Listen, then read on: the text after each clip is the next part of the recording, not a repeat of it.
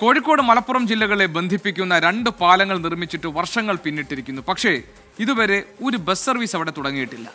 ജനങ്ങൾക്ക് വലിയ ബുദ്ധിമുട്ടാണ് ഇത് ഉണ്ടാക്കുന്നത്. ചുറ്റിവളഞ്ഞു പോകേണ്ട സാഹചര്യമാണ് ഇതുമൂലം സൃഷ്ടിക്കപ്പെട്ടിരിക്കുന്നത്. ബസ് സർവീസ് യാഥാർത്ഥ്യമാക്കണം എന്നാവശ്യപ്പെട്ട് പ്രതിഷേധത്തിനൊരുങ്ങുന്നു ആക്ഷൻ കമ്മിറ്റി.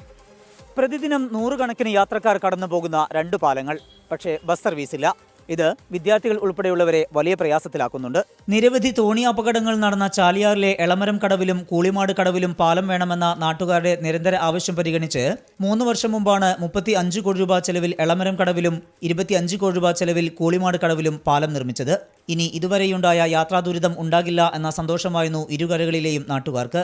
എന്നാൽ ഇരു പാലങ്ങളും പൂർത്തിയായി ഇത്ര വർഷം കഴിഞ്ഞിട്ടും ഒരു ബസ് സർവീസ് പോലും ഈ പാലങ്ങളിലൂടെ യാഥാർത്ഥ്യമായിട്ടില്ല.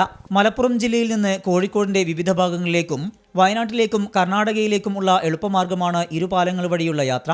തിരിച്ച് കോഴിക്കോട് ജില്ലയിൽ നിന്ന് കരിപ്പൂർ വിമാനത്താവളം അടക്കമുള്ള സ്ഥലങ്ങളിലേക്കും ഇരുപാലങ്ങളും കടന്നാൽ എളുപ്പത്തിൽ എത്തിച്ചേരാൻ കഴിയും. പാലം യാഥാർത്ഥ്യമായാൽ ബസ് സർവീസുകൾ ആരംഭിക്കുമെന്ന ജനപ്രതിനിധികളുടെ ഉറപ്പ് വെറും പാഴ്വാക്കായി.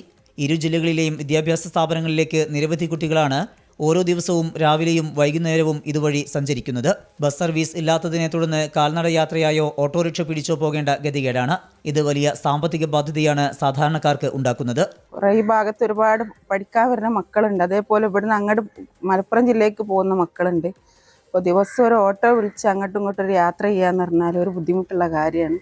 അപ്പം നമ്മളൊരുപാട് പ്രതീക്ഷയിൽ ആകാംക്ഷയോടെ കാത്തുന്നൊരു പാലമായിരുന്നു ഈ കൂളിമാട് പാലം.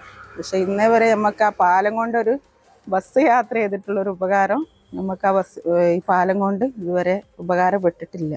ബസ് സർവീസ് ആരംഭിക്കണമെന്ന ആവശ്യം ശക്തമാക്കി ഇരു പാലങ്ങളെയും കേന്ദ്രീകരിച്ച് ആക്ഷൻ കമ്മിറ്റികൾ രൂപീകരിച്ചിട്ടുണ്ട്. ആവശ്യം ചൂണ്ടിക്കാട്ടി മുഖ്യമന്ത്രിക്കും ഗതാഗത വകുപ്പ് മന്ത്രിക്കും ഉൾപ്പെടെ നിവേദനം നൽകിയിട്ടും ഫലമുണ്ടായില്ല.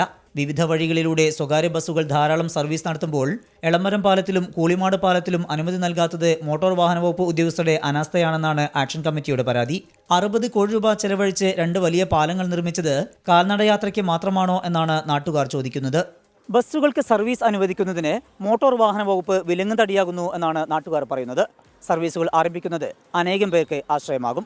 കോഴിക്കോട് നിന്ന് സമീർ സി മുഹമ്മദ്, 24. പൊതുജനം കഴുതയല്ല സാർ. നല്ല സൗകര്യമുള്ള നല്ല ഒരു റൂട്ടുമാണിത്. ഏകദേശം വയനാടിനെ താമരശ്ശേരി കൽപ്പറ്റ ഭാഗങ്ങളെ മലപ്പുറം ജില്ലയായിട്ട് കൊണ്ടോട്ടി എയർപോർട്ട് ബന്ധിപ്പിക്കാൻ കഴിയുന്ന ഒരു നല്ല റൂട്ടുമാണ്. ഇതിൽ ഒരുപാട് വാഹനങ്ങൾ കടന്നു പോകാറുണ്ട്.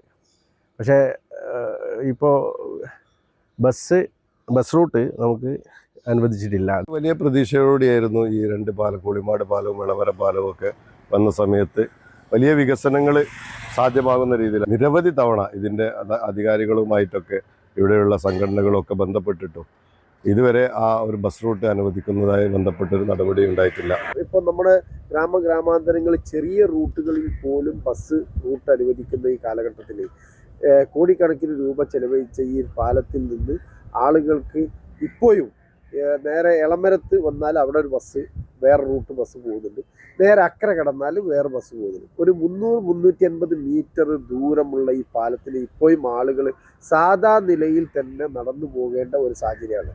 ടൈമിംഗ് വരെ നടത്തി 2 മാസക്കാലം താൽക്കാലിക പെർമിറ്റ് നടത്തിയ കൊണ്ടോട്ടി എടവണ്ണപ്പാറ എളമരം കടവ് പാലം വഴി കോഴിക്കോട്ടേക്കും അരീക്കോടുന്ന് എടവണ്ണപ്പാറ എളമരം കടവ് വഴി കോഴിക്കോട് 2 ബസ്സുകൾ ഓടിക്കൊണ്ടിരുന്നു. ആ ബസ്സിന് പോലും കഴിഞ്ഞ RTI യോഗത്തിൽ അനുമതി നിഷേധിക്കുള്ളത്. ഇത് ഞങ്ങൾ മനസ്സിലാക്കുന്നത് ഉദ്യോഗസ്ഥന്മാരും നിലവിൽ സർവീസ് നടത്തുന്ന ബസ് മുതലാളിമാരും തമ്മിലുള്ള ഒരു അവിഹിത കൂട്ടുകെട്ടിൻ്റെ ഭാഗമായിട്ടാണ് ഇത് നിഷേധിക്കുന്നതെന്നാണ് ഞങ്ങൾ ശക്തമായി പറയുന്നത്.